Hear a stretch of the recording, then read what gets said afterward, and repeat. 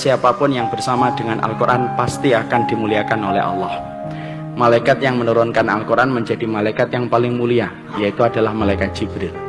Malam ketika Allah menurunkan Al-Quran menjadi malam yang paling mulia, yaitu adalah malam Lailatul Qadar. Bulan Allah menurunkan Al-Quran menjadi bulan yang paling mulia, yaitu adalah bulan Ramadan. Dan laki-laki yang diturunkan kepadanya Al-Quran menjadi laki-laki yang paling mulia, yaitu adalah Rasulullah SAW. Dan disitulah akhirnya kita mendapati bahwasanya siapapun yang ingin meraih dan memperoleh kemuliaan itu cuma satu, bagaimana kehidupannya dibersamakan dengan Al-Quran. Karena siapapun yang bersama dengan Al-Quran pasti akan mulia. Dan Al-Quran itu merupakan mukjizat terbesar yang Allah turunkan pada kehidupan manusia.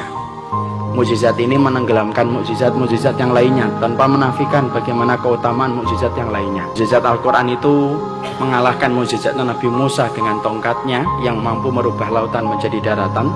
Mukjizat Al-Quran itu mampu mengalahkan mukjizatnya Nabi Sulaiman yang mampu berbicara dengan semua binatang, dan mampu mengalahkan mukjizatnya Nabi Ibrahim yang kebal ketika dibakar.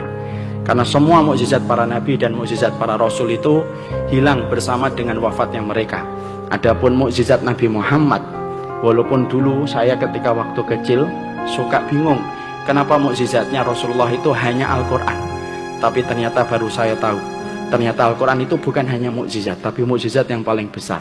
Karena mukjizat para nabi dan para rasul itu hilang seiring dengan wafatnya mereka, tetapi mukjizatnya Nabi Muhammad itu tidak hilang walaupun Rasulullah sudah meninggal dunia.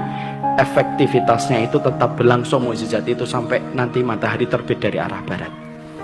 Makanya dari situlah kita akhirnya mengetahui siapapun yang ingin membangun kemuliaan itu dimulai dari Al-Quran yang ditanam di dalam dadanya. Makanya kalau kita mendidik hari ini harus kita rubah paradigmanya, bahwasanya pendidikan pertama itu bukan matematika, pendidikan pertama itu bukan fisika dan bukan bahasa Inggris.